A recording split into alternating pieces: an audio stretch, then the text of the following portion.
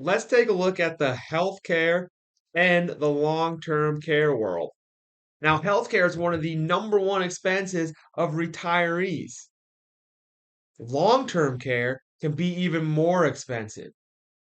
Between the numbers that you read, anywhere between $8,000 and $12,000 a month for long-term care is what the national average is today if you want to go to a home. This is when you become incapacitated. It's when you have Alzheimer's, dementia, or a cognitive impairment, or you can no longer take care of yourself. Now, most of us want to remain in our homes, but at $8,000 to $12,000 a month, is it really feasible? It is imperative that when you are looking at your overall healthcare plan and your long-term care plan, that it fits with all the other five worlds that we're talking about. Now, as federal employees, the nice thing when it comes to healthcare is that you have the federal health benefit like every year the rest of your life. You can keep your health insurance through retirement all the way to the end. That will cover a lot of stuff.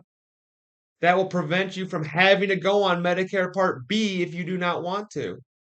However, there are benefits to coordinating your federal health benefit with Medicare Part B.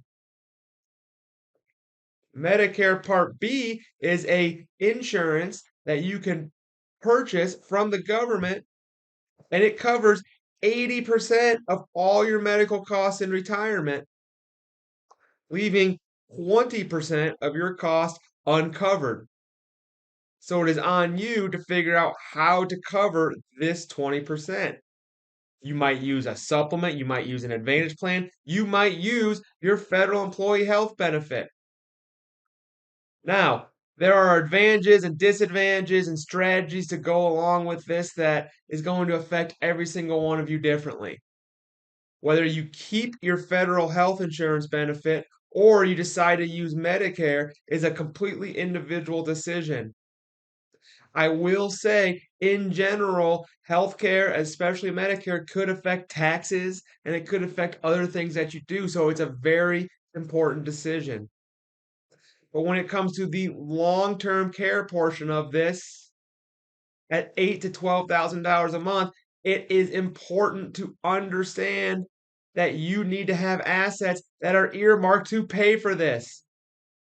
It could be self-insurance, it could be traditional long-term care insurance, it could be hybrid long-term care insurance, or it could be asset-based long-term care insurance.